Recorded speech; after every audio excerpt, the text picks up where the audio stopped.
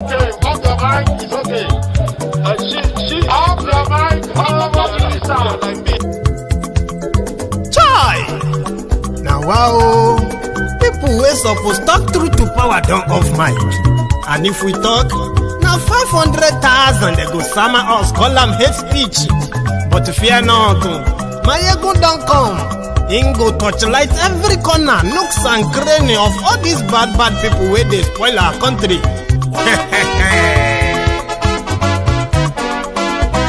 So my people make we laugh, oh yo yo. Maiyegun don't come, oh yo yo. My people make we shout, oh yo yo. Maiyegun don't come, oh yo yo. Maiyegun don't come, man of the masses, oh yo yo. Maiyegun don't come, oh yo yo. Maiyegun diary Politico, oh yo yo. Maiyegun don't come, oh yo yo. This one not the off in mind, oh yo yo. Maiyegun don't come, oh yo yo. And in the touchlight every corner, oh yo yo. Maiyegun don't come, oh yo yo. Okay, some people be they holla say they want the power. Chai, them be promise us say we go get light and power. Them hustle sote they can't get the power. But now they know they do anything with the power. Every day, dollar just they get the higher power over naira. See them talk say make we off mind, but thank God say Maiyegun don't come. So my people make you laugh, oh yo yo. Maiyegun don't come, oh yo yo. My people make we shout, oh yo yo. Maiyegun don't come, oh yo yo. Maiyegun don't come, man of the masses, oh yo yo. Maiyegun don't come, oh yo yo. Maiyegun diary Politico, oh yo yo. Maiyegun don't come, oh yo yo. This one not they off in mind, oh yo yo. Maiyegun don't come, oh yo yo. Person where they do evil, no one make person talk. Them say that Maiyegun, that man too they talk. He too they talk. Say Maiyegun diary, he they hot like pepper. But every day then they take money in bulk. Poor man picking, they the street they hawk. Still them talk say make we no talk. But thank God say Maiyegun don't come. So my people make you laugh, oh yo yo. Maiyegun don't come, oh yo yo. My people make you shout, oh yo yo. Maiyegun don't come, oh yo yo. Maiyegun don't come, man of the masses, oh yo yo. Maiyegun don't come, oh yo. Maiyegun diary Politico, oh yo yo. Maiyegun don't come, oh yo yo. Hello there. Good morning to you. Good afternoon. Good evening to you. This is Maiyegun live. Please let me know if the audio is perfect over there. Just before we continue, tonight we will not just be talking about the legal steps, the legal implication, and so many other things that will affect the ongoing persecution of Oloye Sunday Igboho, Mazi Nnamdi Kanu, and so many others in Nigeria as we speak. The implication of people who are escaping from the tyrannical dictatorial system of government or the government of Nigeria should never become the endangered species outside Nigeria. As political refugees that are still going to flood out of Nigeria, it is better we raise the alarm. The implication of other African countries working with the murderous regime in Nigeria, hunting down citizens who are escaping from the killer government. Well, I'm going to have with me tonight, Julie. Julie is coming on tonight, so that I won't be the only person just, having this chat with you from another perspective. Now, I have other space, one more space for any other person who might want to join the conversation tonight. It's easier to find out if you want to be part of this tonight, okay? Indicate in the comment section and tell me if you have the device. Maybe your phone or your tablet or your laptop that can that has a frontal camera, and you can be part of this conversation too. This is going to be like an open conversation, and Julie is there waiting to join us. So I'm going to bring her on. There's no time to waste. We'll get on with it right away. Hello there, Julie. Hello there. How are you? I'm fine, thank you. Good It's good to be here. Yeah, Julie is becoming a regular face on Maiyegun's Diary Politico, and my friends, everyone on Maiyegun's Diary Politico loves to hear from Julie. So, Julie, tonight our conversation is going to go around the latest development.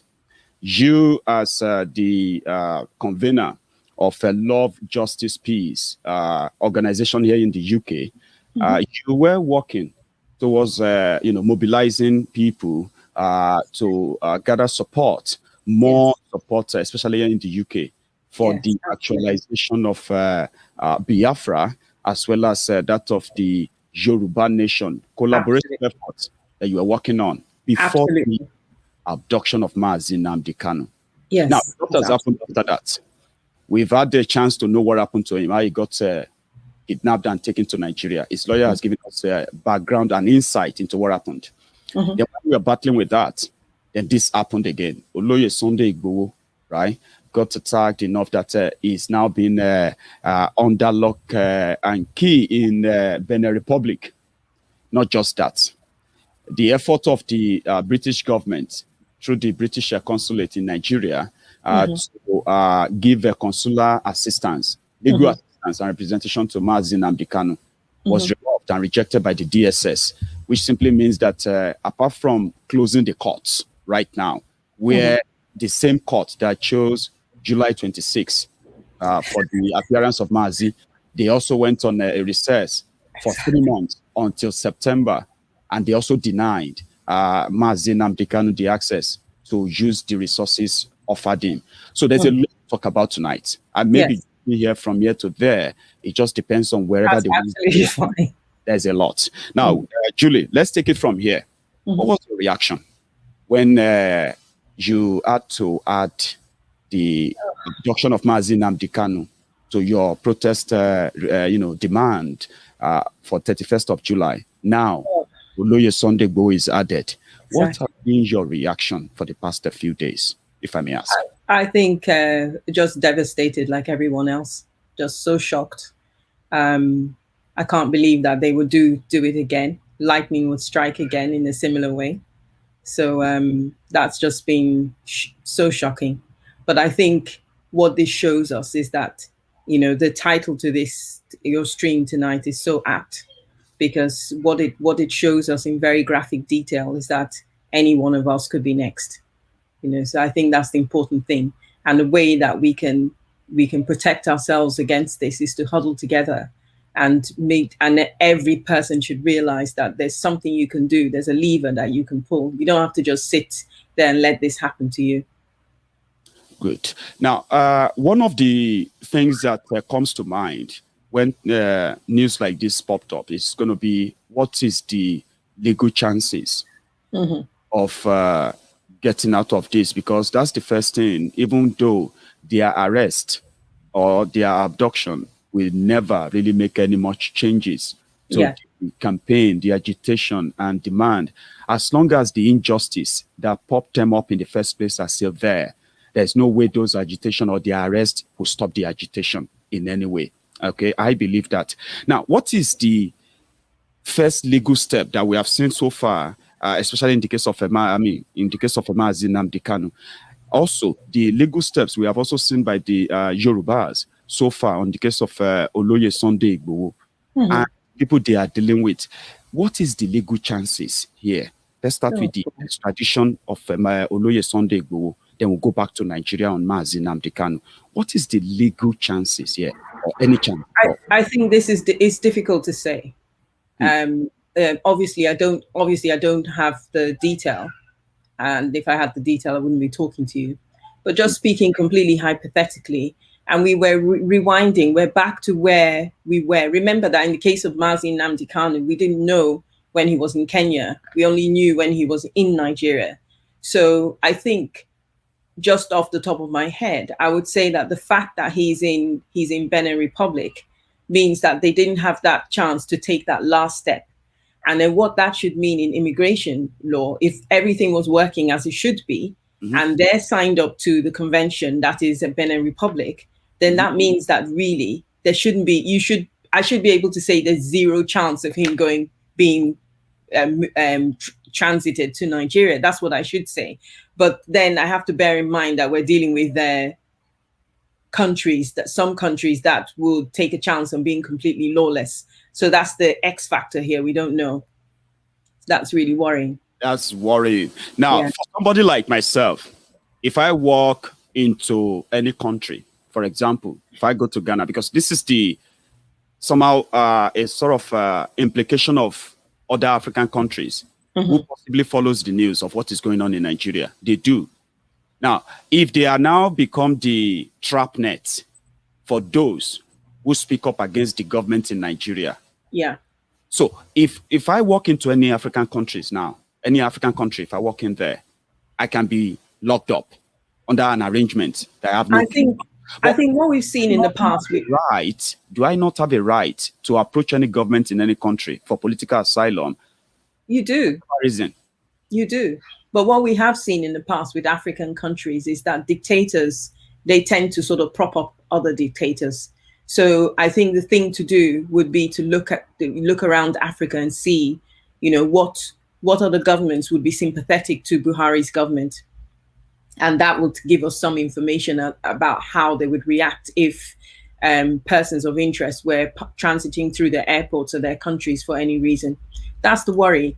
I did read somewhere that Benin Republic, is dependent on Nigeria for quite a bit, and that sort of worried me.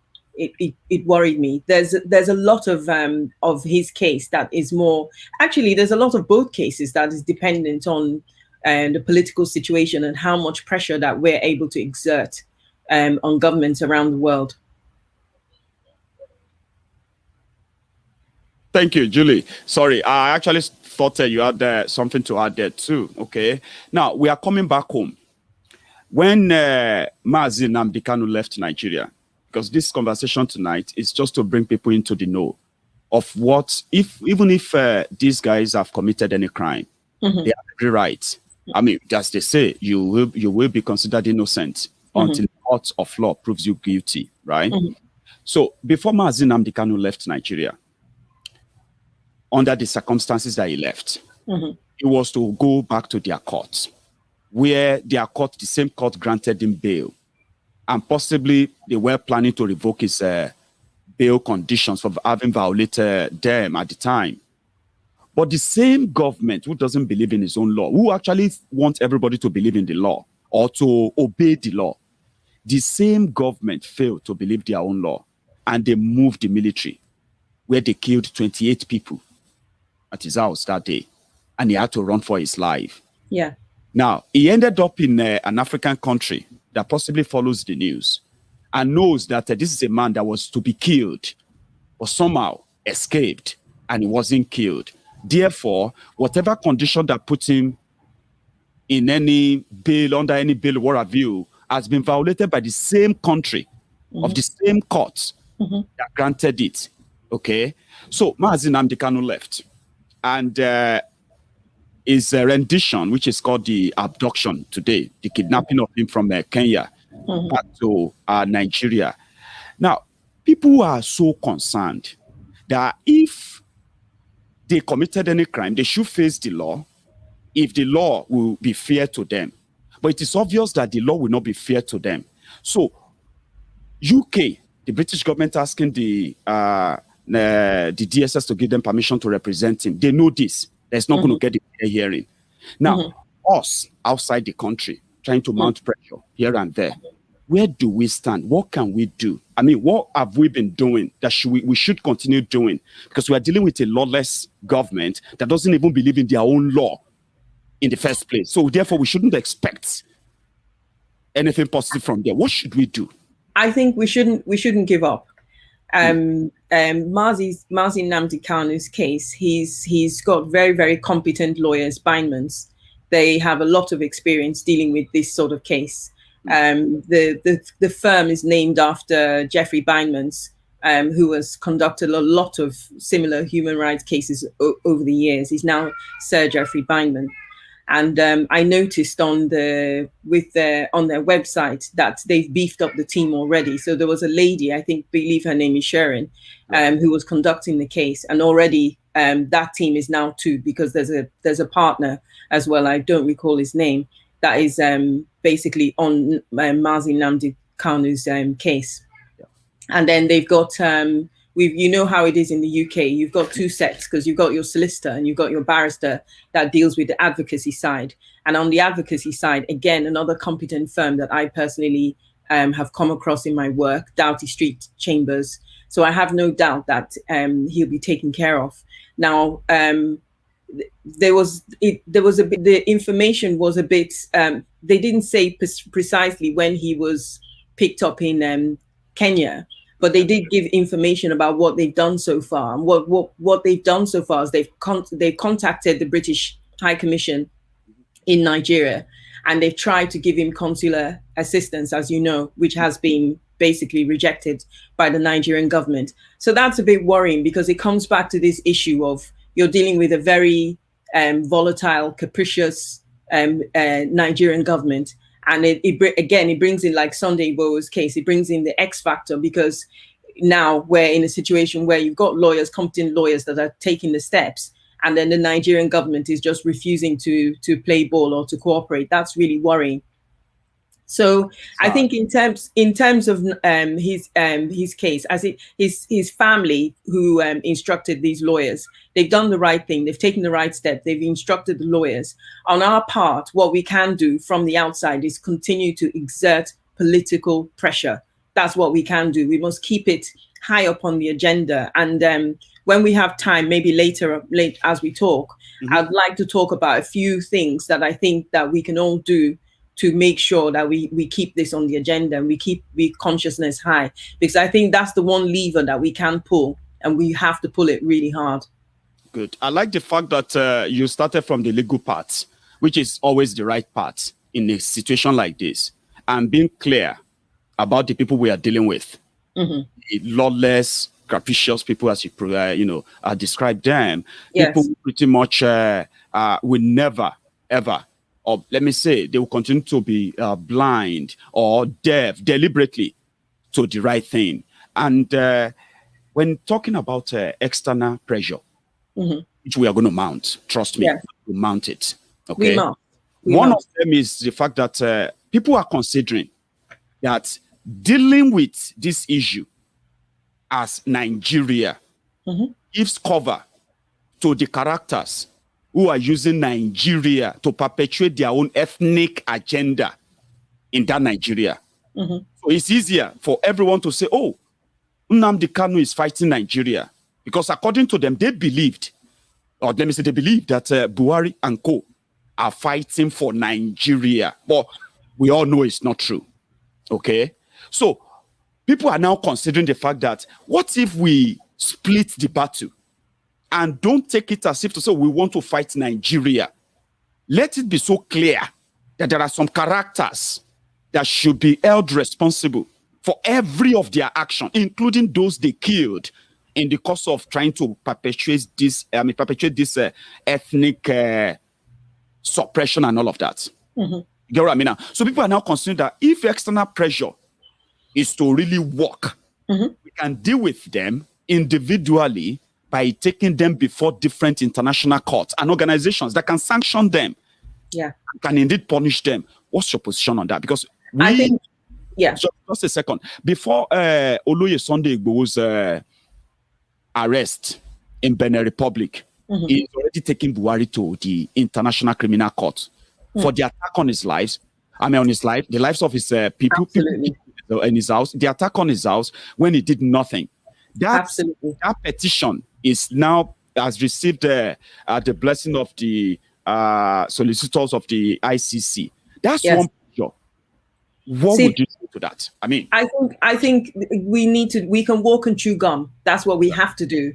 And we can't, there are lots of people who say, we have to focus on one thing. We don't have to focus on one thing. we can split us, we can organize ourselves and do different things. So that's basically reporting them to the ICC. That's very important. Reporting individuals to the ICC is very important. You see all these horrific videos flying around, you know, people shot up or cut up or whatever.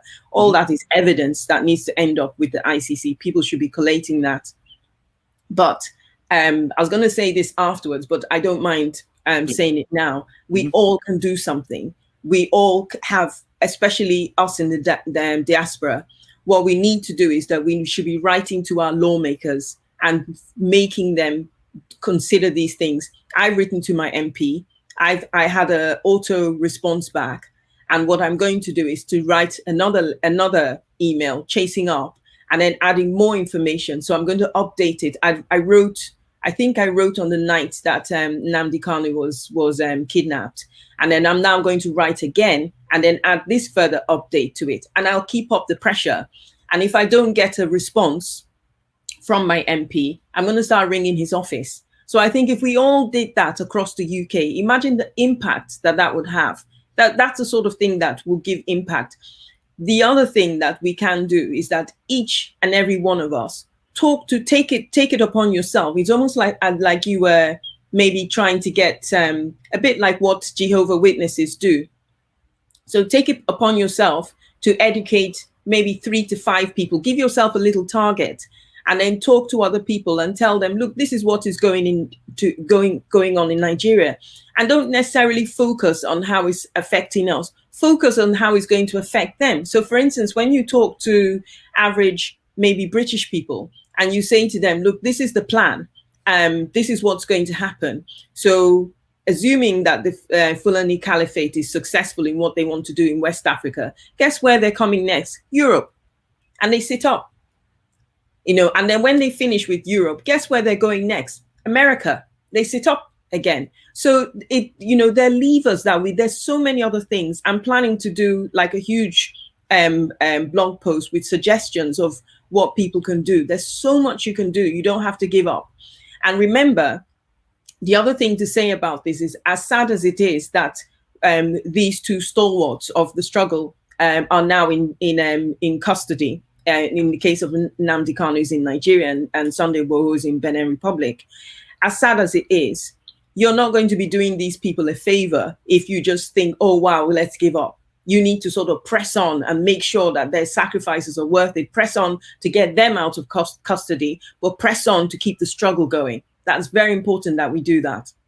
And that's exactly what Mazi Nnamdi Kanu also said to his lawyer. He said he preached unity among the IPOB members.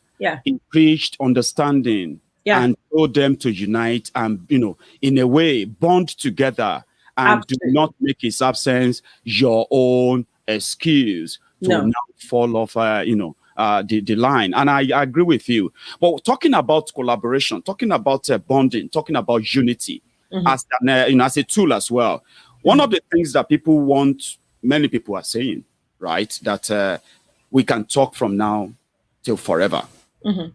But we will never be able to make any changes if we don't really take it up as gun for gun, man for man, and then, eye for eye, an eye for an eye. Something that people said the language understood by these Fulani terrorists who get so much coverage, protection from the government that should give same protection to the Nigerians who pay their bills. Okay. So talking about unity, coming together. One powerful tool that I have studied that if used properly or very well enough, right, is more powerful than the guns that these guys are holding. It is the people's power. Absolutely. That's something we have not been able to do ever. We are all divided in different parts. Now, let's break it into sections.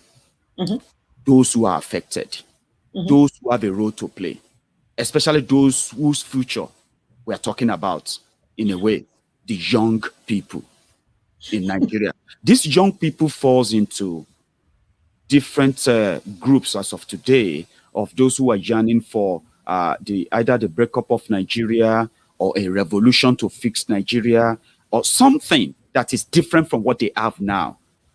How do we harness this in a way? I have my own theory of how this can be done. But you are a lady. You can say it better than me. How do we make people understand that until we end this hegemony of these Fulani oligarchs, right? There is no chance, possibly next to no chance, of us achieving what we all dream to achieve. How do we match the message? Bring everybody to understand that before guns, we can use the strength of our numbers to end this madness. Can you help me, Julie? I just think that one of the biggest things we have is there's a reason that they want to clamp down so badly on protests. Protests are so powerful. A protest keeps it on the agenda. It raises awareness. It means that they can't sweep it under the carpet. If everyone had come together for instance, in Nigeria in October of 2020, if everyone was on the street, that the Buhari government would have fallen. That's the truth. It would have fallen. You can see now, believe you me, even in London, the powers that be are taking note. They're taking very, very close notes about everything that's going on, all the protests. They're watching it, they're listening to it. You know, we all know that that's the reason why Buhari is not going to have medical treatment in London anymore, because they're fed up with it. They don't want these protests. So the point is they work. Even if the mainstream media is ignoring you, that's fine. You ignore them. Just face the target and just keep going. And if we all keep doing this, Buhari's government will be out, you know, and then we can get on with our lives. And then we need to think about the price, think about the basic things. Nigeria is a weird place. Isn't Nigeria weird? A country where people are happy and grateful because they say, oh, my employer is very good. They pay me my salary on time. What on earth? Or they celebrate that an accident where in a bus where 14 people died, only 3 people survived, and she is one of them. So people should help him, help her thank God that she's not minding the bad road. Yeah, no. Led to that. No mention of that. And no mention of the people who died, no mention of the PTSD that this person who survived is going to deal with and the counseling that they'll need for, well, Nigerians don't get counseling, do they? They just suffer and smile. The suffering and smiling is not what Fela described it as. That's right. You know, we can do stuff. This is working. If the reason that Buhari and co are going so mad is because it's working. So we need to keep on. We need to keep on up the pressure. Those of us in the diaspora. As for people in Nigeria, I'm always conflicted about it because, you know, after watching on DJ Switch's live feed, you know, I'm like, oh, you know, what's the point encouraging people to go out if they're going to be gunned down? However, if, like Showara is saying, that everybody comes out, you know, they'll outnumber the police and the army, and that will be it. It'll be game over. So at some point, we in Nigeria as well, we need to sort of resolve and say, you know what, it's now or never, we have to go for it. But certainly in the diaspora where we're not at risk of being shot, we need to keep up the pressure in the ways that I've described, you know. So for those people, there are marches every week, aren't there? Practically in London. I know there was one today, there's one tomorrow. There's one on Friday. There's my one that's coming up, which everybody's invited to. In fact, that's why it's called Southern Solidarity. So there's a lot coming up. There's a lot we can do. There's plenty. By building this network of friends and like minds across the board. Absolutely. I like that. I do. You know, if those who can't go to protest, write a post on social media, or write a blog post on your blog, or do a little video and send it around to your friends. All these things work. All of it works. If you have money to spare, then chuck some change at, you know, people who maybe are organizing things, you know, help maybe groups to, there's all sorts of wonderful ideas that I've heard about, you know, raising awareness, people talking about wrapping buses in slogans and driving them around London. There's so much we can do. There's so much we can do, and we're doing it in safety. From where you will never get shot. Sorry? I said that especially from where you would never get shot for expressing or protesting in that manner. Exactly. I love that. And the lovely thing about it, the great thing about it is that all this is, imagine it's working, guys. It's putting, just to give you another aside. So Please. when you're organizing a protest march, certainly in London, I don't know about other parts, but in London, you get assigned the police officer. And they ring you and they talk about what's your march about, and they talk about will you need to be on the pavement, how many people will you need to be, that sort of thing. Mm-hmm. And in liaising with them, the strong impression that I get is that they're noticing that there's this thing coming up with Biafra and Oduduwas all over the place, and they're asking people organizing protest marches, oh, what's this about? And they're asking for more information. So if that isn't proof to us, I mean, to me, that's proof that, we are gaining the attention. We're putting the pressure on the Nigerian government, and we need to keep going. We just need to keep going and not give up.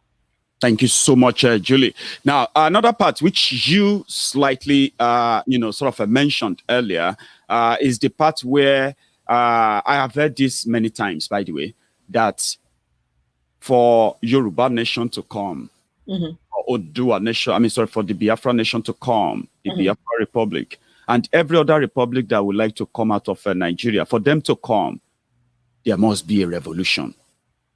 Last year, 2 years ago, when you mention revolution, people would likely want to stone you on social media. It was really, really bad. But today, the reason why people said revolution would change it is the fact that those in charge of Nigeria today is like an order. You can't change that order without a fight, right? And many of us are not pushing for violence change of government. No, that's not what we did.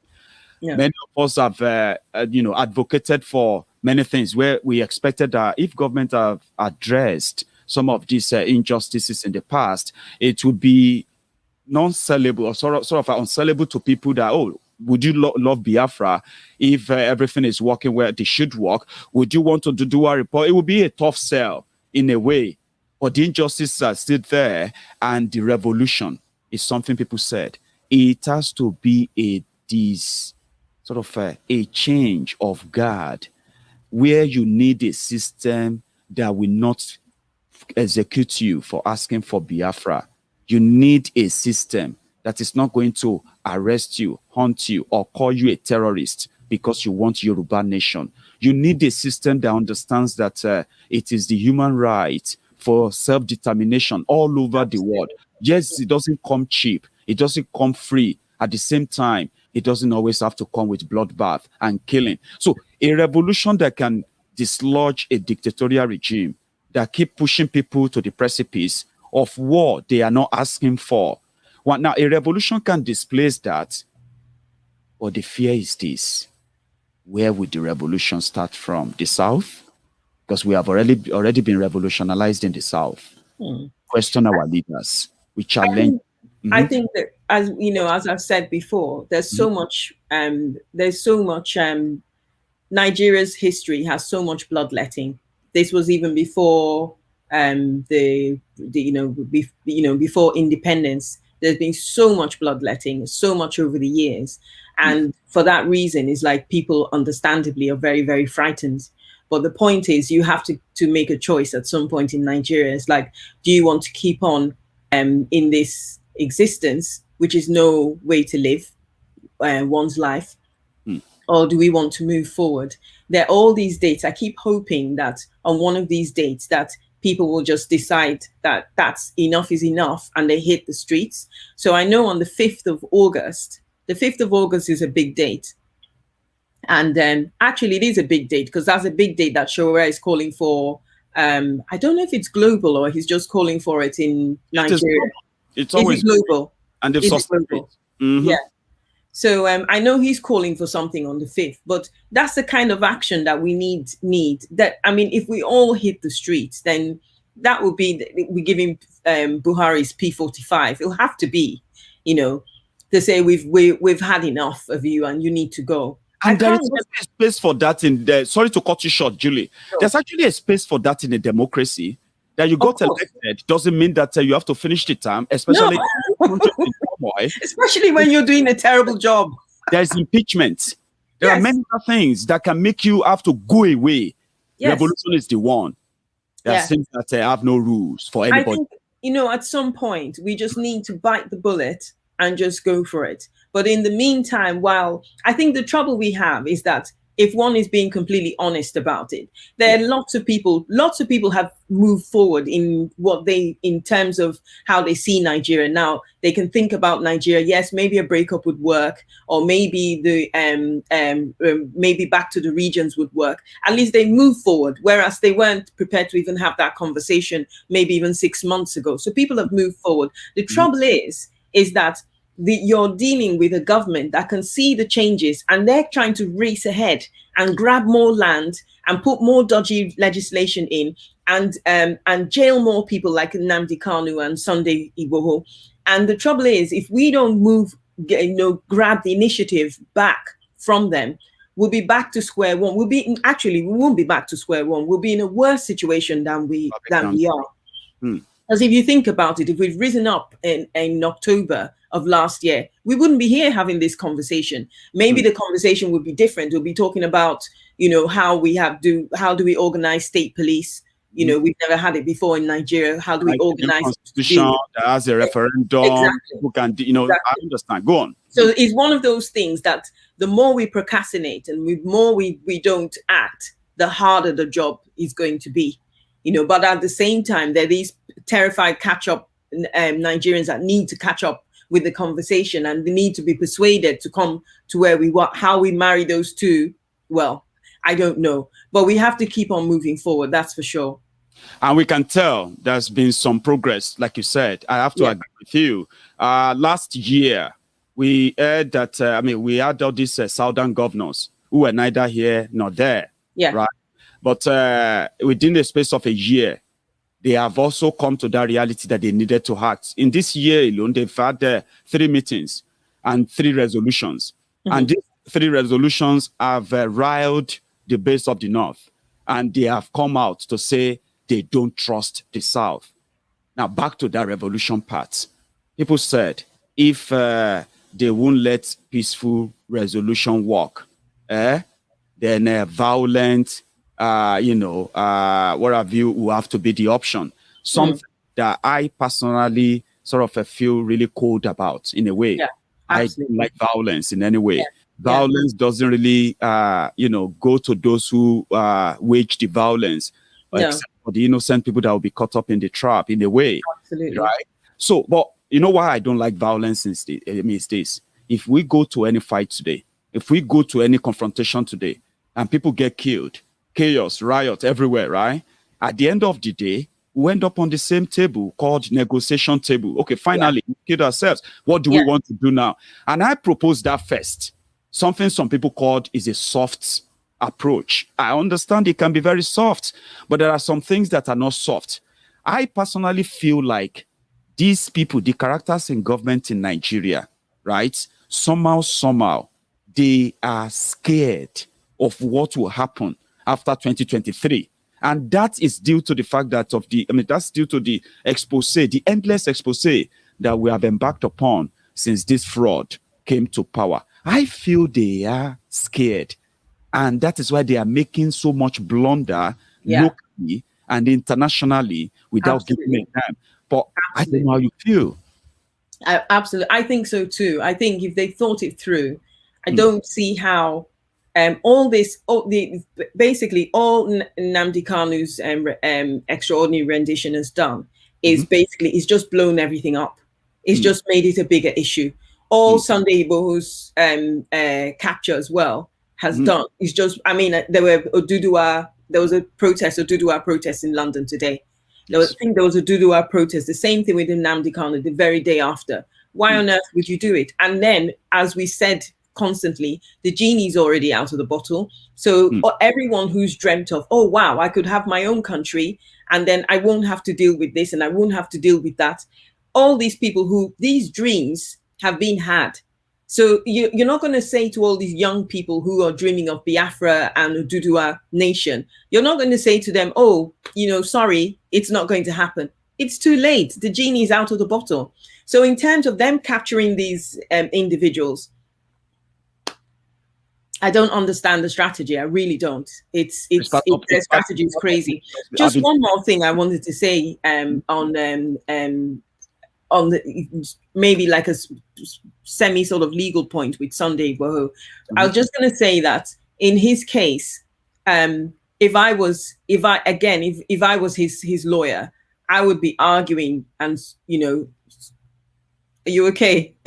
I'm with you. Sorry, I'm just checking on the comments over there. Sorry. All right. Yeah, I'll be arguing. I would be arguing that there was no. Oh, go on, please. Gosh, you have to. Yeah, I know you have a lot to sort of cope with the broadcast, but I would be arguing if I was his lawyer that there's no way that he would get a fair trial if he was sent to Nigeria. I'd be arguing. So I'd put Benin Republic in a really difficult position. So they'd have all the world looking at them, and they're going to disregard all the conventions and then break the conventions and then risk sending him back and then deal with that. So that's the way that I would approach it. I know that their personal circumstances are different. So, Good. Julie, I decided to bring that up because we may end up or we may wake up one morning spontaneously and Nigeria will be in revolution.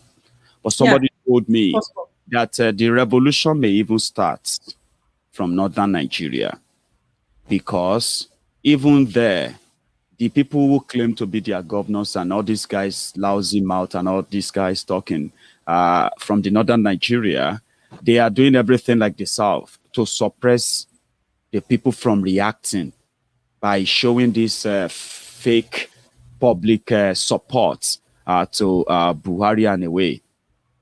But something always kind of jolts me, and that is, they started with the Shiites.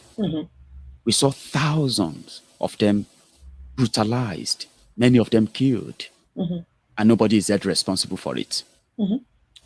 They went for the Biafrans, especially what they did to them in Aba, where they killed people, where they were praying for the Remembrance Day ceremony. I don't know if you remember that.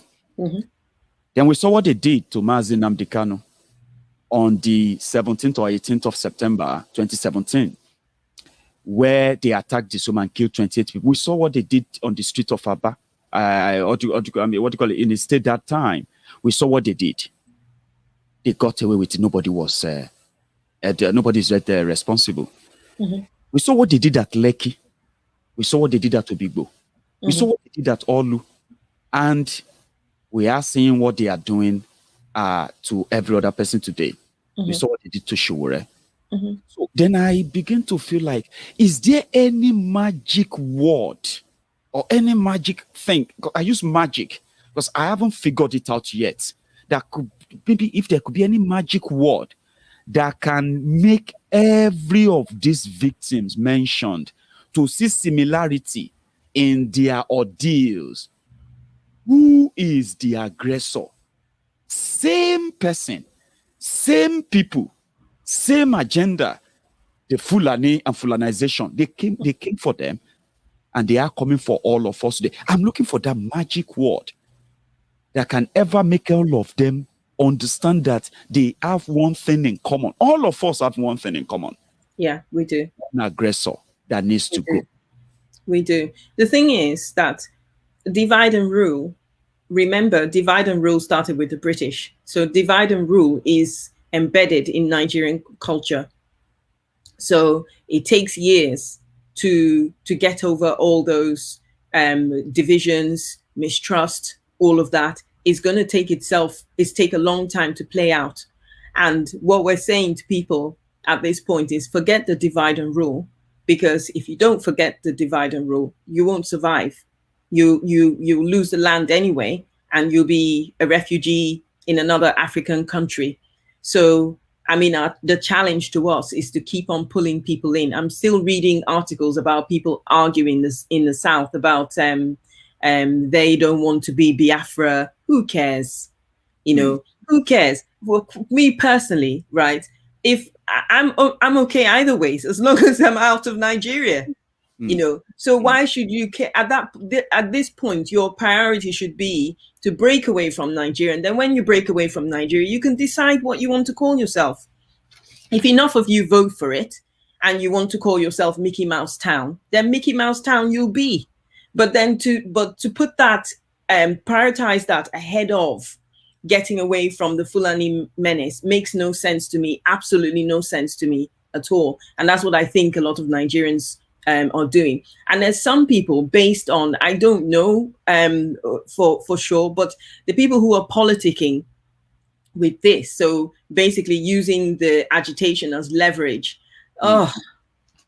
that's just so yawn, so boring. Such a shame.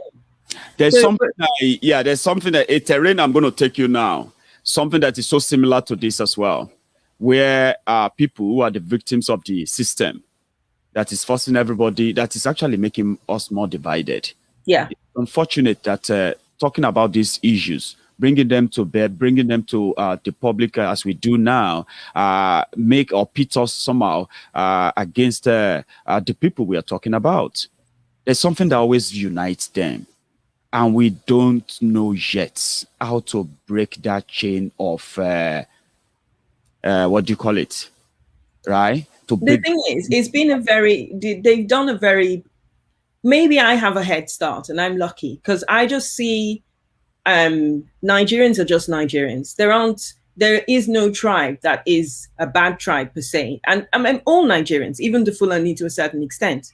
Mm-hmm. There is no tribe that there is a bad tribe, and there's no tribe that's a good tribe. We just have a mix. We're just human beings. That's the way it goes. But then when you've had this deep suspicion for so many years, it's really, really hard. They've been excellent at doing this, and the thing is, they are building on work that, remember that the British had so much difficulty conquering the various tribes, that the divide and rule started then. It started at that point, and then the Fulani who went into apprentice with the British, they were handed over the mantle to continue. So we've had all these divisions, or be suspicious of this, or be suspicious of that.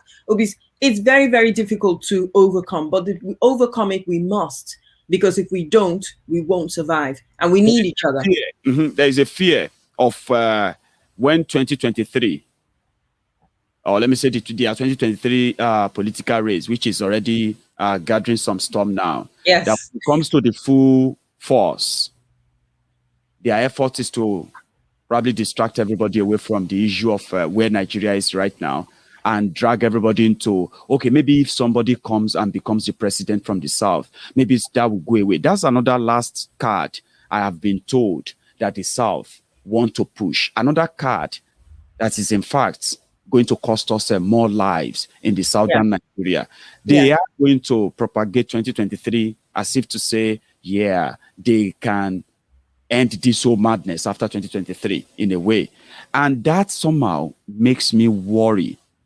It does, but I think this is where it's important that we have to keep on talking, because a 2023 presidency for anyone in the South, whether it's the Yorubas or the Igbos or whoever, there's no point being a president, a puppet president. That's all you be. There is no point. And in the period now, even if that southern presidency lasts, say, maybe 2 terms, maybe 8 years, right? All they'll do is consolidate their power with the puppet as president. All they do is consolidate their power. So if at the end of those 8 years, people then think, something, now is a good time for us to have this revolution, they'll just be 10 times harder. Why don't you just do the job now? Do the job now. I think Nigerians, the other thing to say is that even though the Fulanis clearly are the shall I say, the tribe, that is a menace that everybody's worried about, the Fulani people themselves, they're corrupt. They're corrupt because all this wealth and that they're stealing from Nigeria is not even trickling down to the rest of the people in the tribe. You can't say that all is it 6 million of them that exist. You can't say that all of them are enjoying enjoying the wealth, because that's clearly not the case. It's clearly not the case at all. The answer, I don't think, is in 2023. I don't know what the answer is to that, because there is another argument of people saying, well, if you don't participate in the elections, then you'll just get whatever. I don't know what the answer to that is, but I think long term, the answer has to be to break away. There's There is the issue of trust. Exactly. Yeah. So we have the issue of trust among all the ethnic nationalities in Nigeria. Yeah. Nigeria is a country that to over 250 nationalities, are forced together as a country, and they had no say on how that country was formed. It's the only country. Yeah. So we have 250 ethnic nationalities. So people are now saying that the arrangement that brought us together, that is 40, that instead of going into 2023, like you said, why not just sort out that differences now? Exactly. Get rid of that fake constitution that doesn't represent us. Exactly. And let us have our input, so we can then say, are we interested in being part of Nigeria or not? And that's something that they don't want you to talk about, including those who are the Southern puppet too. Because they work hand in hand with the Fulani elite who are pushing this whole agenda. Okay. So my next observation in this regard will have to be on the issue of the same election. In a way, we have a chance of not making that election happen. Exactly. Or better make it more legitimate. Because holding Mazi Nnamdi Kanu, holding Oloye Sunday Igboho in this regard has shown that those who are in charge of Nigeria, they are not interested in anything justice. No. And if anybody stands up to question that, they will be meted with the treatment of Oloye Sunday Igboho. Why should we then go and have an election in such arrangement? It absolutely, it makes no sense. I think people need to come together, push for this referendum, forget about the 2023, push for the referendum. And even if we had to have a halfway house, like I can't remember what broadcast it was that you mentioned it, and you said, well, even if we didn't have the referendum straight away, that what we could do is that get all the resources and power back to the regions, and then work our way to the referendum, and then formally sort of break away. But as long as we worked to a situation where we went back to the regions and the power wasn't central anymore, then I think a lot of problems will be solved. I think all this nonsense and squabbling in the South, there's so much. Nigeria is such a big country that even if you take the strip of the South, there's enough land for everyone.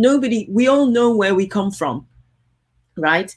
And I don't need to toddle off to Agbo and try and land grab anybody's land. I know where my family comes from in Asaba. Right. I don't need to do any of that. So if we all follow, our ancestral roots, there's plenty to go around. And then in terms of what we call ourselves at the end of it, that's neither here nor there. Nigerians, we change names. Like, one day you come back, oh, so-and-so state. Is it Bendel? Oh, no, it's Delta, it's something else. Delta. So there's really not a big deal. The thing is to stop the Fulani menace, and the way we do that is honestly, I think the referendum is the answer. That's where we need to be working towards. Let's go back to the beginning. Why are we doing this?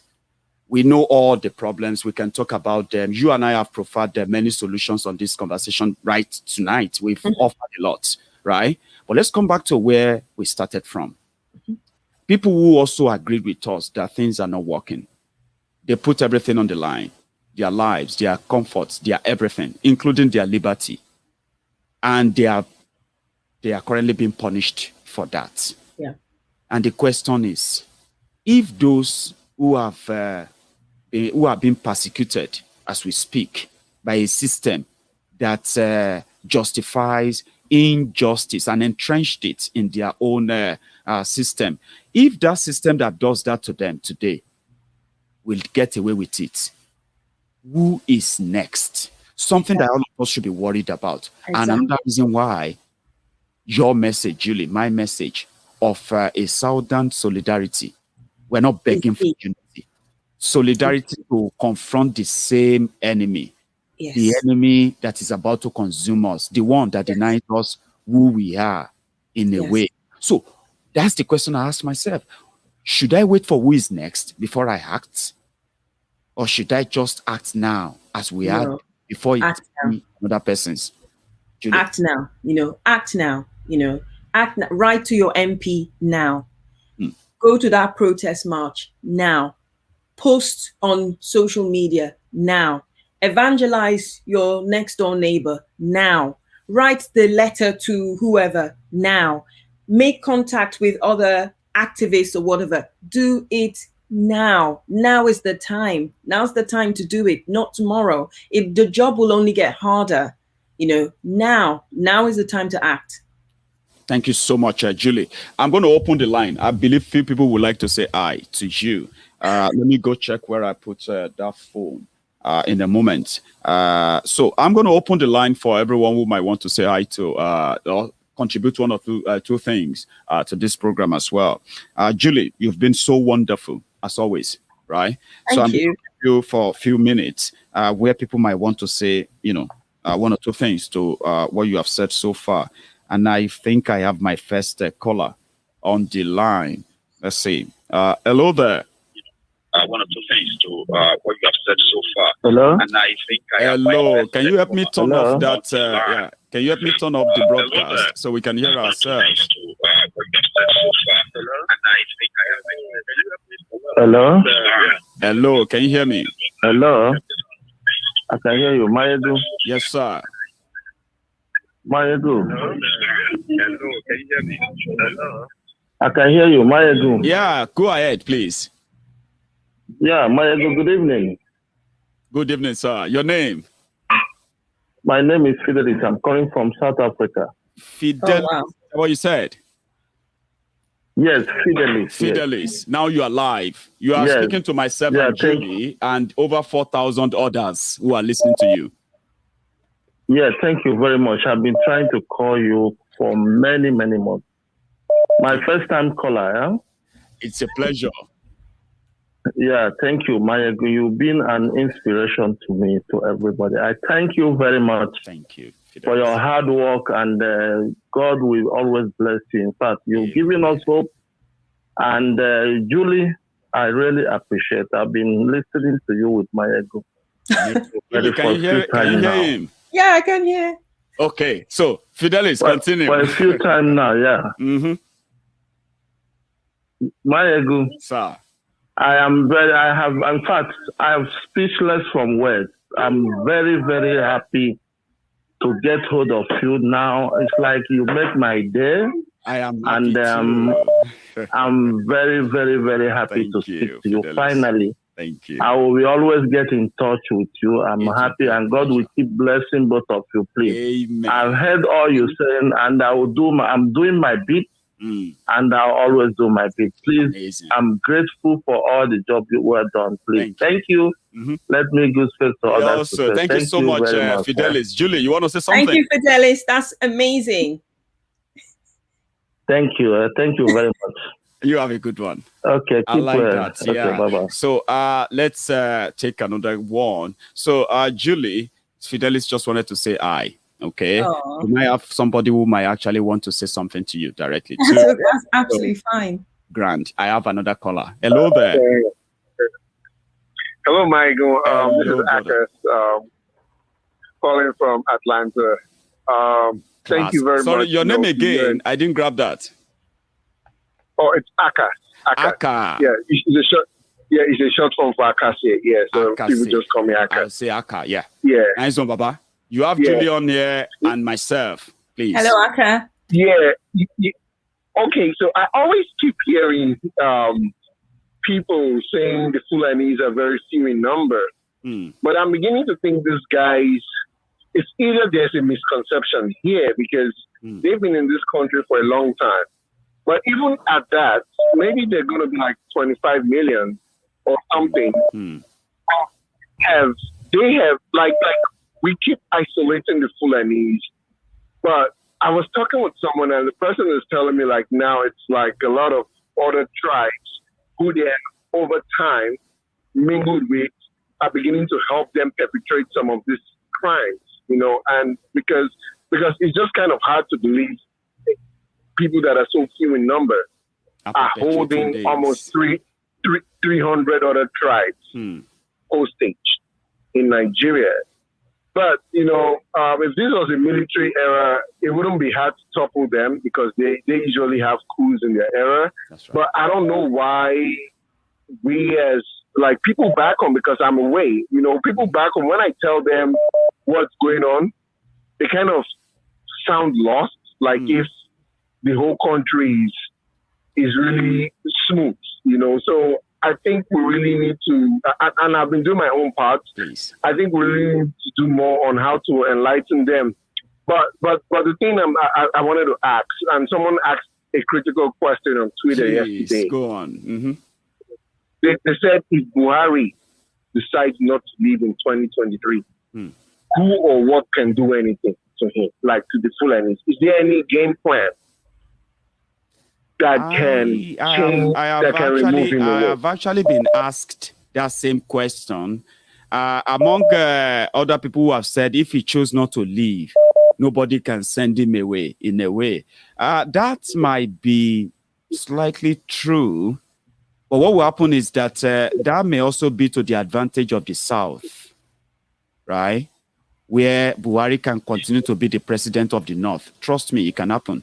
But yeah, it's a very, very kind of tricky question, I would say. Aka. Yes, because I don't know what Julie will have to say to that. Julie, because people that have actually held power. I know. Sorry about that, because Julie might want to tell us if Buhari chose not to leave.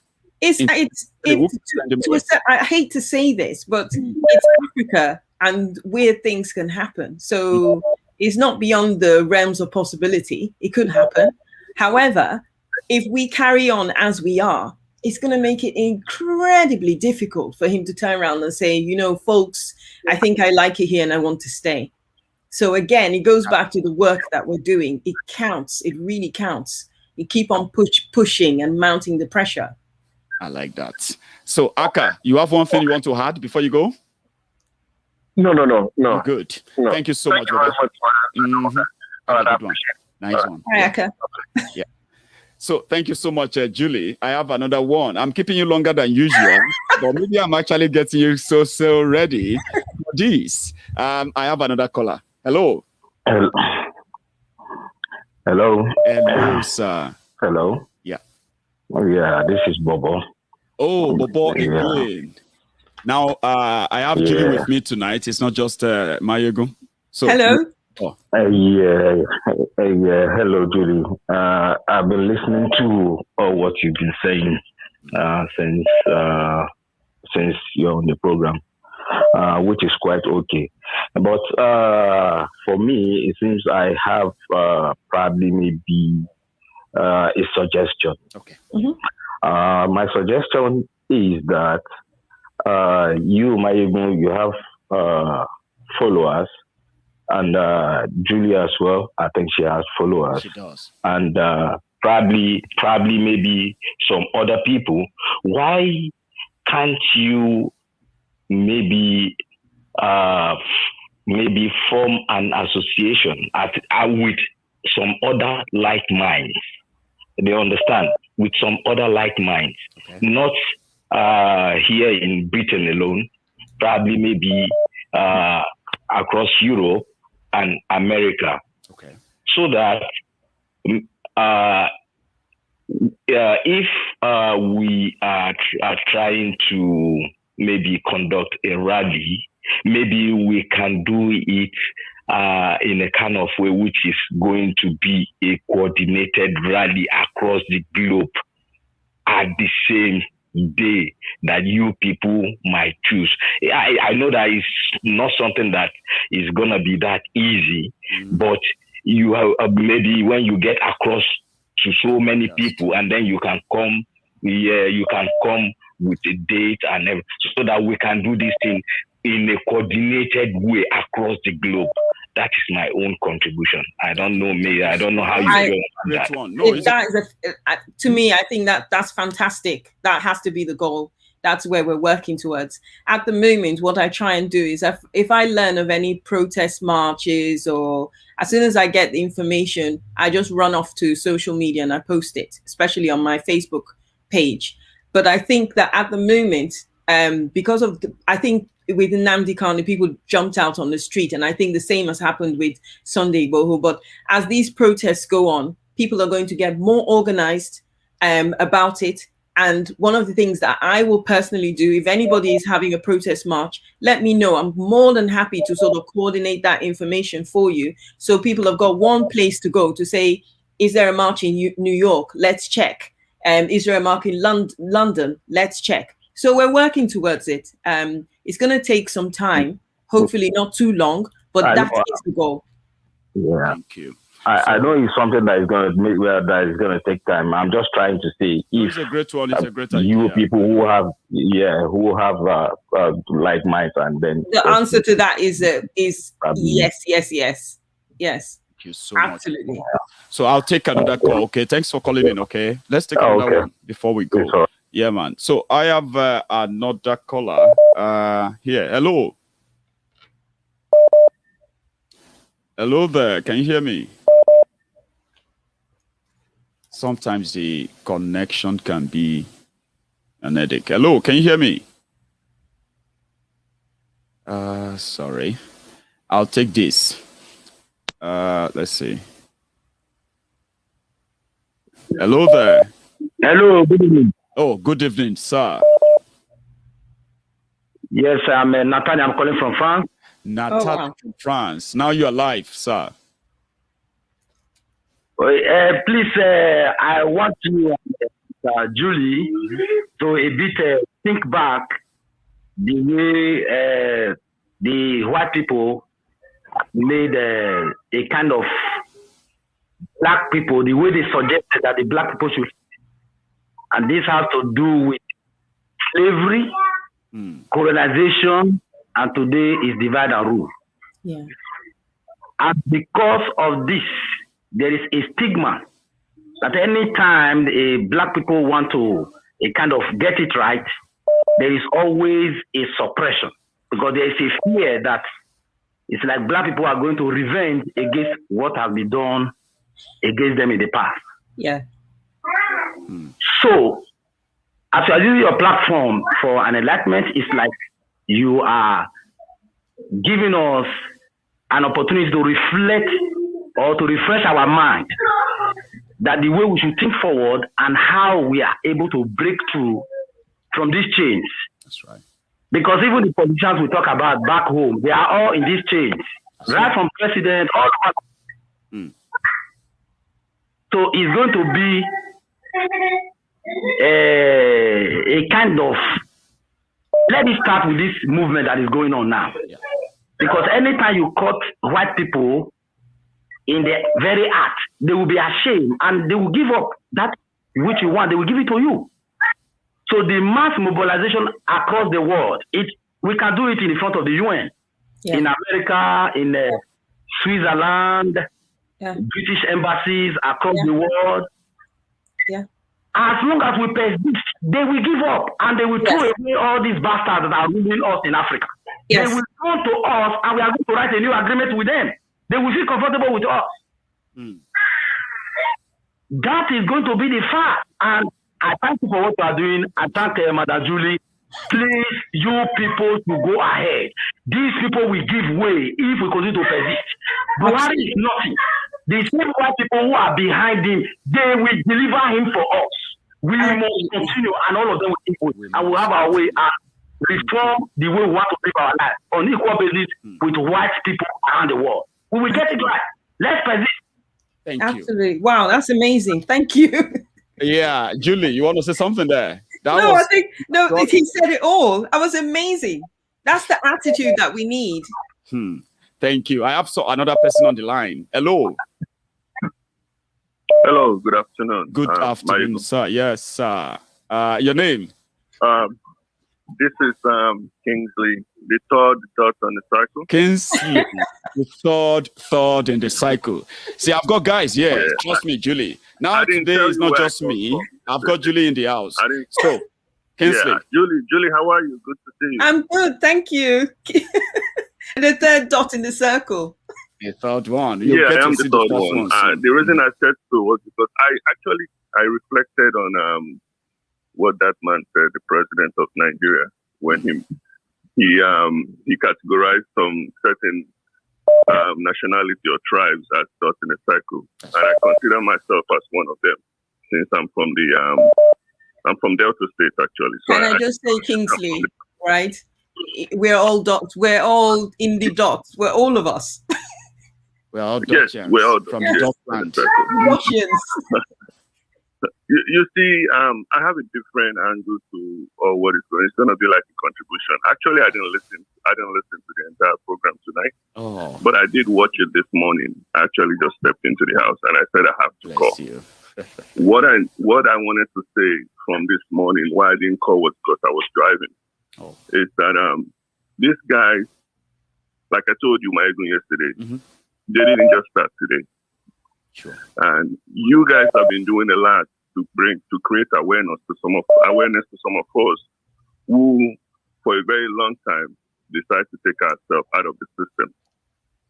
And we went out of the system because our parents taught us that we should be humble, we should be nice, we should leave politics. Politics is dirty, politics is that. We should go to school, read, and become reasonable people. But unfortunately, while we're doing that, we left the future of everybody in the hands of criminals. I hate to call my elders' name. Like you said, shame no they catch the shameless. You cannot shame the shameless. I know. So these guys have built so much confidence. They've built so much boldness. They've been doing the same thing for years. They've taken literally all the good people out of politics, and they learned and they mastered on how to play politics. And now they have taken over political arena in Nigeria totally. Unfortunately, the people that we sent to go and represent us, I'm not going to say they're not knowledgeable enough, but it doesn't seem like they did a good job. I don't think they represented us well enough, like the Northerners or the Fulanis are representing the people up in the North. And even when we say the Fulanis, like you said this morning, it's not all Fulanis. It's not. It's certain sections, certain number of Fulanis that have subjected the entire country to what we're going through today. It's just like sorry to cut you short there, Kingsley. Yeah, Kingsley. It's just like when Goodluck Jonathan was in power, and they said the Ijaw people are the ones stealing the money, enjoying the money, the Ijaws and all of that, and people didn't know that there's no even road to Otuoke, where Jonathan comes from. So it's the same thing with this Buhari. When people say the Fulanis are stealing, have you actually met an ordinary Fulani to see that they are not different? Even if they are not worse off, there are many of us complaining today. But sorry to cut you short there, Kingsley. They've been subjected, those classes of Fulani, they've been subjected to nothing. I served in Bauchi. You know, I don't think I can ever travel back to Bauchi now. I went to school in the East. I grew up in Lagos and I'm from Delta, so I can consider myself, unfortunately, we're not fighting against Nigeria. We're not fighting against Nigeria, or like you said, we're just fighting against the cabal, the people that have the system that has alienated us and make us strangers in our own land.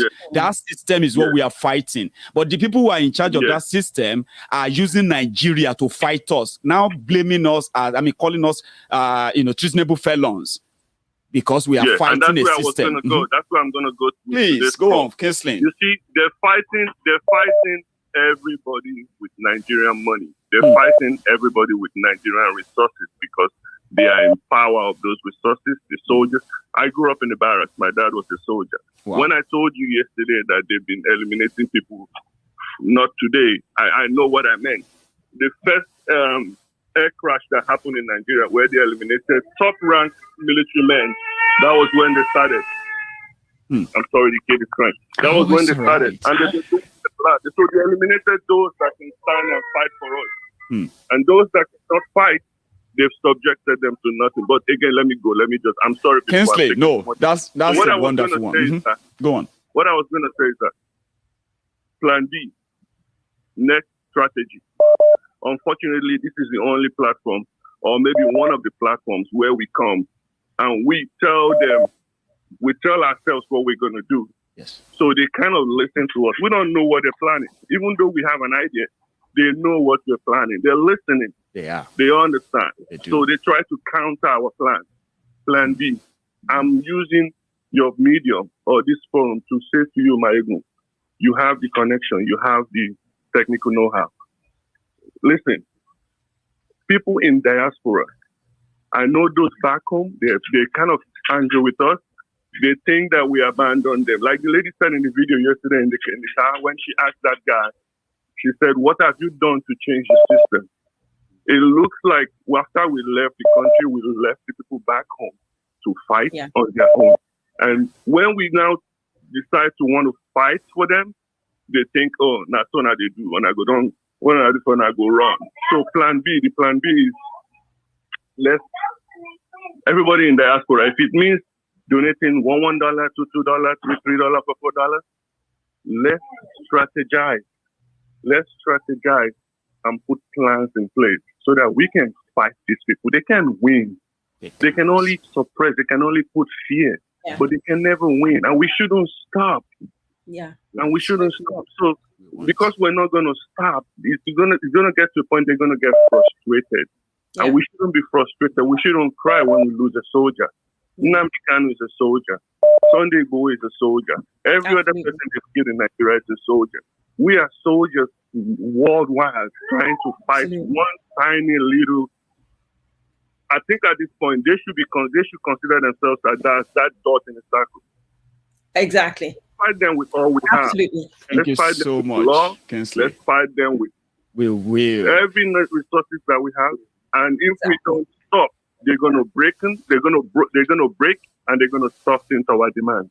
Right now, na shakara they do, Baba. We believe that. Don't worry. First, you make it. Chichi want to add something before you go. Kinsley. Nobody falls flat for them. Now, it's going to get to the point they're going to say, you know what? You guys actually know what you're asking for. You know what you need. Okay, let's sit down and let's give you what you're asking for. Thank you. So keep up the good work, I will. I said that Chichi would like to add there one thing. Kinsley, can you hear me? If you're a politician, now your political party I go join. If you go Balawo, now your school I go come. Kinsley, can you hear me? Now your school I go. Because I'm telling you, my friend, may God bless you for all you're doing. You too. Thank you so much, Kinsley. Kinsley seems to be like, I'm just going to use the last minute to say everything I want to say. Anyway, I have another caller, which will be my last caller tonight before I let you go tonight. Julie. So I have a caller. Hello there. Hello, Michael. This is Emeka. I'm calling you from Malaysia. Emeka from Malaysia. You spoke to me last night, as I remember. Now, I'm glad you are back, and I have Julie with me tonight. Hi, Emeka. Michael, how are you, Julie? I'm good, thank you. Okay. Michael, I want to thank you especially. Today, I was thinking about Nigeria and everything that is going on in Nigeria. Honestly speaking, I have this terrible headache that is still there right now. Maiyegun, there's something I want to say. Please. I know I've been watching you for a long time. I know nobody has told you this, but I want to thank you specially, and I want to thank you specially for what you have done. And I want to say it, Maiyegun. Let me tell you, the unity of the South. When I mean the South, I'm talking specifically the Yorubas and the Igbos and the Ijos and almost everybody. Let me use that word. The South.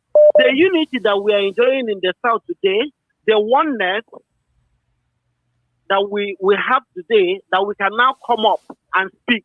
You are the one that initiated it, and let me remind you. When these people were persecuting with Biafra, you are the only Oduduwa man that stand on your word, and you were saying, you were hammering that this thing that they are doing is bad and is bad and is bad. And when you did that consistently, I knew our people were insulting you then, because we've not seen someone like you before on the fence. So when you did this consistently, and Nnamdi Kanu now recognized you and now said, go and listen to this man. That this man is an honest man. That was when everybody now, people now, poured in as I listening to you. And thank God that you have been consistent since then. Now, Maiyegun, this seed that you have sown, the southern politicians, governors, they are now reaping. And what I'm seeing now, Maiyegun, this seed of unity that you have sown now, these southern politicians are now coming together using politics, covering as if they are now presenting us. Understand? But what is behind is their political motive, their own agenda. Yes, like they cover it with veil. Yes. So I'm telling you, you are the one that brought these people together. You are the one that made an Igbo man now can now sit down with a Yoruba man and say, okay, let us fight for this. Before it weren't like that, you know what I'm saying? It was tough. When they talk, because as I'm talking to you now, Maiyegun, these governors that are watching you now, they are listening to me. I'm telling you the truth.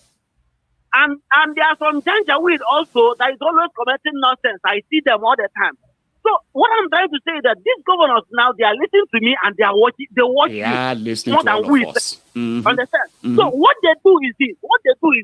When they see somebody that have crowd, what they will now go back and try to implement that person's agenda. So what these southern governors are now doing, because they now see that we congregate, in your platform, they now listen. Yeah, they now listen and now understand that these people are together. They now present that our wish. They are not trying to present that our wish, but what is underneath is their own political plan. Emeka, can I just say something? Yeah, I say, since you know they're listening to you, yeah, can you say to them that they need to work for a referendum? That's where I'm going. Please. I want to tell them today that if they want us to believe what they are saying, understand? Number one, they have to start talking about referendum. That's number one. And number two, Maiyegun, if these people want us to believe in one Nigeria, they should come down. People like you should be there. That is the only time that we will believe in one Nigeria. But if it's these same people, these same boy to Fulani, there is nothing like one. If they want us to talk about one Nigeria, people like you should be there. Understand? So Thank you, we see people like you there, because you have you see, have let me add something before you go, because you are going to be my last caller tonight, and I'm so lucky to have you, Emeka. You see, it's not hard to be sincere and to be honest. It's so easy, but you have to be honest and sincere to yourself, right? In Nigeria, what people usually do is that they will say, if you ask them, let us do something. Let's do something that's going to change people's lives. People will ask you, what is in it for me? What is in it for them? So if what is in it for that, I mean, let me say what's in it for me is not bigger than what is in it for them, the people, then I would likely not put my heart into it. But I have been so lucky that initially I just wanted to talk about all of this. Then I got friends like you, Emeka. And it's true. I am somebody who will just talk about all the injustices. It doesn't matter where you come from, who you are. I don't really put my attention to that. Okay. However, that won me a lot of friends. It also won me a lot of doubters who said, don't mind him. He's a Yoruba man. You know the story. Yeah. And like you said, I have managed to stay consistent. There are people, even if they won't admit, Emeka, they will say the only platform where you will see the Igbos, the Biafrans, the Yorubas, the Jaws, the Shekiri, everyone from everywhere, including Fulanis, where everybody just feel cool and listen to this guy, where they all forget about their differences, their disunity, their distrust, everything. Because somehow I managed to let everybody see that our enemies are not really living far from us. Yeah. They speak our language. They look like us. And many people agree with me. So when it now comes to we trust you, Maiyegun. We trust you, Julie. Oh, a Yoruba man will say, I trust Nnamdi Kanu. On this program, I have had the Yorubas who defended Mazi Nnamdi Kanu. I have a lot of Yorubas who watches Mazi Nnamdi Kanu, and they don't watch him because they are they are not watching him to quote him. They can use anything against him. Yeah. They watch to learn from him. And to God be the glory. Yeah. there's still a long way to go. That trust that we are building is what we want to see grow big enough that we can then create new leaders, young, vibrant, futuristic leaders from the South. It is a long way, and I'm so happy that I happen to be on the good side of history. Let me say this last. Please. Let me say this last. Julie, you're going to say something, all right? Before Emeka go, and I want you to okay. Emeka first. I want to tell you this. Tell me. Because I know that you have contact with Shore. I do. And somebody like Deji. Maiyegun, tell Shore and Deji that what they are pushing for is not what the Southerners want. Like I thought today, Deji posted something. He said, "Go and register for 2023." That's not what we want. Understand? I'm with so you. If because the honest truth is this. Shore somehow is losing relevance. I'm sorry to say this. No, Do you I'm know with you, why I Emeka. said that? Go on. Shore can come. Let me tell you. Shore can come to Aso Rock now and protest. They won't listen to him. But Maiyegun, if the Nigerian government see you, I'm telling you, they will chew you like biscuit. You know why? Because you have crowds. Understand? Because they know that millions are following you. Millions can do what. Okay, why are they bent on killing Nnamdi Kanu and Sunday Igboho? Because they have to. This will happen. Understand? So if Shore can come back to life by aligning to what the people are asking for. We are not asking for better Nigeria anymore. We'll pass that level. We are done with that. Tell them that this is what we want. Emeka, let Can me I just say, Emeka, as well, on the point of Shore? The trouble with Shore, in my opinion. And then Julie will add something to it. Okay. Then you will give your closing remark and we'll call it a night. It's so interesting. I love this. Sincerely, I do. Right? Now, let me tell you why Shore's action is so important, that we must begin to see Shore in the real way we should be seeing him. Somebody that is on our side. Shore said, listen, I am not against Biafra. I am not against Yoruba nation. And if you look very well, those who are against Biafra, those who are against Yoruba nation, they are not Fulanis as well. Those who are against Biafra are Igbos themselves. Those who are against Yoruba nation are Yoruba themselves. But you know what? The current arrangement works for them. And you, that the current Nigeria doesn't work for, that wants something better, you will never get it. Because it works for them. And they are Yoruba. And they are Igbos. So they will rather have you exterminated than to listen to you. Therefore, Shore now said, why not let us change? He's not even asking to be president anymore. I'm so surprised that people still think he wants to be president. He doesn't want to be president anymore. He said, let us face a system. Change that system. A system that will not kill you because you are holding Biafra flag. The system that will not shoot at you because you are holding Oduduwa flag. A system that will allow you to come and tell and discuss, why do you want Biafra without anybody putting handcuffs on your hand? That's the misunderstanding that people don't really get of Shore yet. I understand that they are saying you should go and register to vote. Shore will even tell you to register to vote. My brother, this is impossible. Fulani, I'm sorry to disrupt you. Please. Fulani will never. If Fulani cannot allow Nnamdi Kanu to sign a form, they will never. I agree with you. They will never. An opportunity. Oh, no. They won't. But you know what we are going to do, Emeka? You know what we're going to do? I want Julie to be the other voice, the third one in the room. The point I'm going to make is this. Please. It's like, I think Shore makes the excellent point that he makes, that I agree, is that ultimately, for us to not have these kind of problems in Africa, for us to be strong, like maybe say the American, if you take America's, just North America as a whole, or if you take maybe Europe as a whole, for Africa to survive, we really need to huddle together. So when he says, Shore says things that I want to be able to take a train from, I think it's from Morocco to Cape Town. Oh, I just lost Julie there. Emeka, you there? Okay. I'm so sorry. Yeah, I actually wanted that to add to it. Okay, but so much. Thank you so much for all your views. Hang on. I think Julie is back. She really needs to add to this before you go, if you don't mind, Emeka. I'm so sorry. I don't know what happened there. But my point is that anyway, yeah, you were saying. My point is, he's absolutely right. That's what we need for the future. But where I agree, I go with Nnamdi Kanu is that for us to basically get to that Pan-Africanism that Shore wants, we have to sort out where we come from. Our ancestral lands are important. You have to know that this is where I come from, and I'm safe and I'm secure, and nobody can run me off my land. So it starts from that little unit. So that's where I think both of them, I have a lot of respect for him, because I think essentially with Africa, that's what we're going to have to do. Otherwise, other parts of the world will continue being victims. We'll keep on being victims.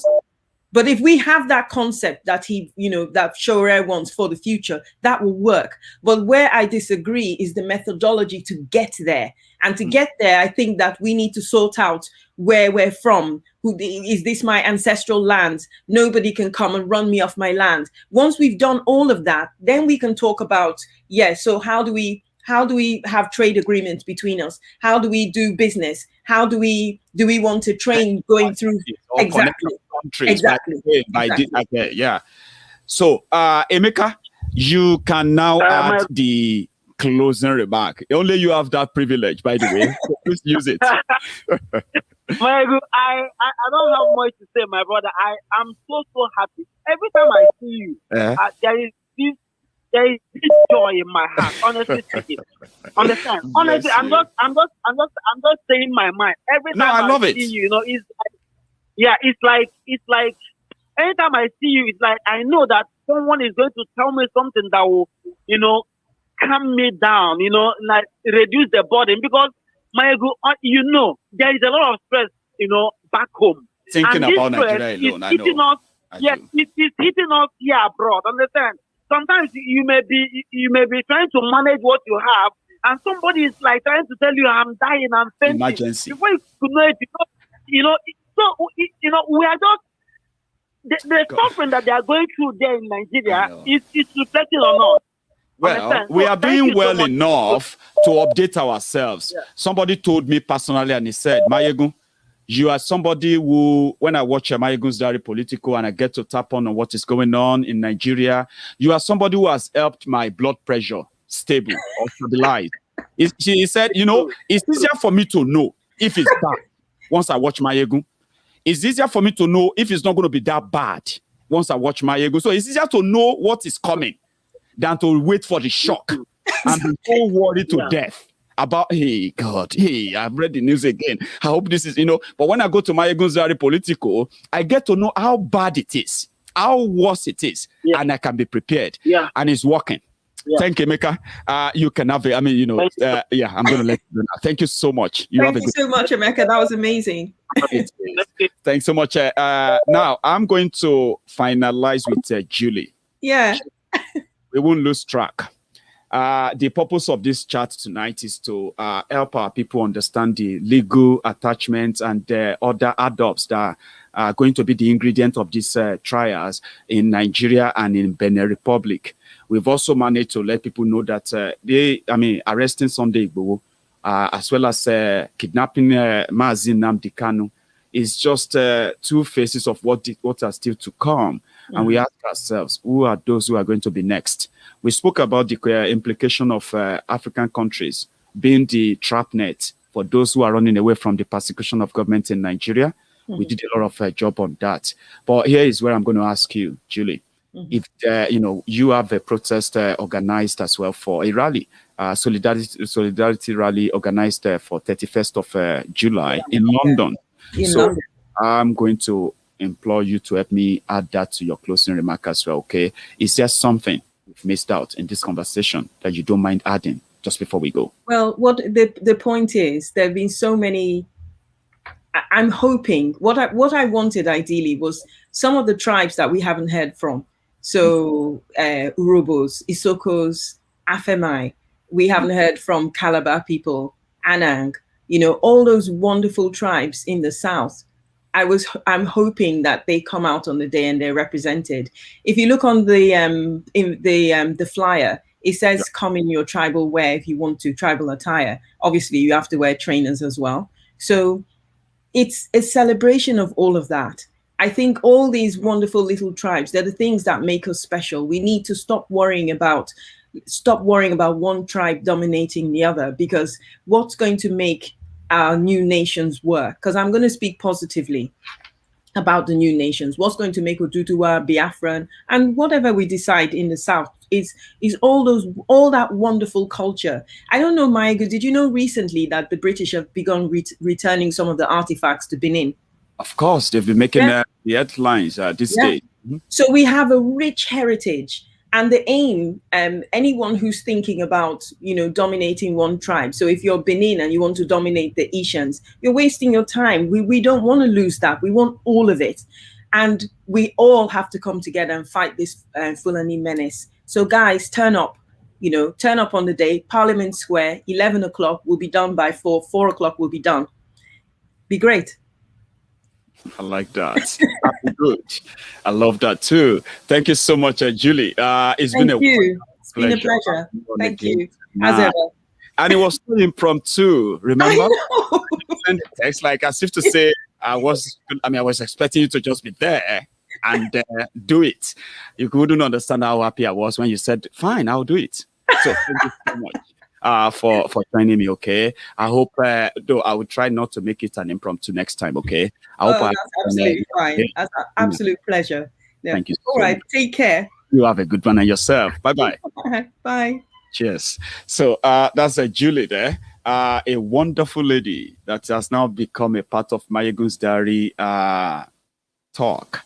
I proposed earlier that I would love to have other people who would like to join. You might find, you might be the next person next to me on that screen, where we're going to be discussing any topical issue in Nigeria. Again, we have done that of tonight, and I'm so grateful to every one of you who tuned in tonight.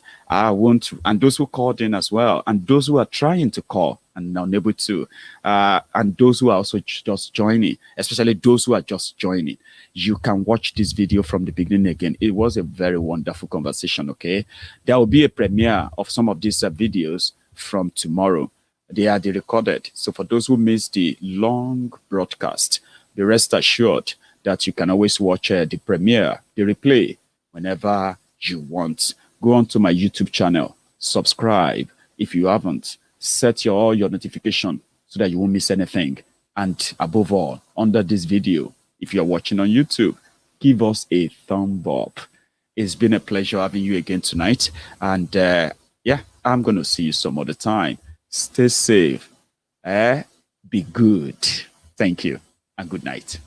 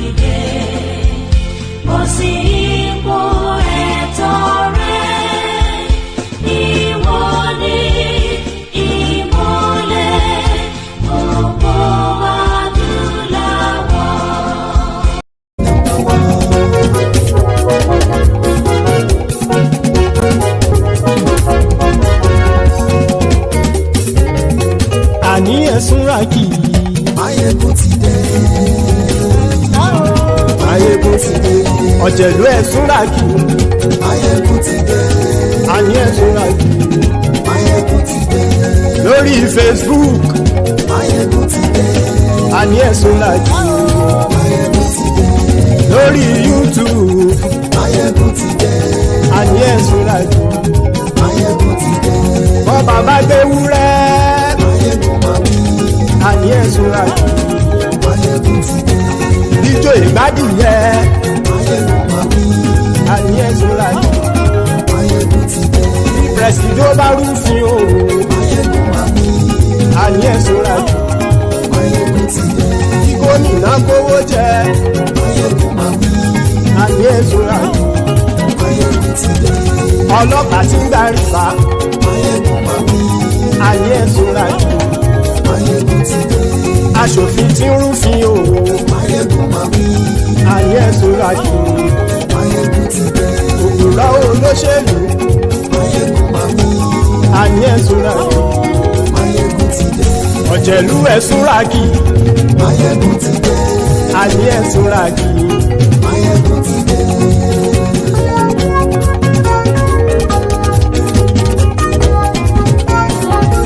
Maiyegun ti dé. Gbogbo ọ̀jẹ̀lú ẹ̀ súnra kí. Maiyegun ti dé. Gbogbo ọ̀jẹ̀lú ẹ̀ súnra kí.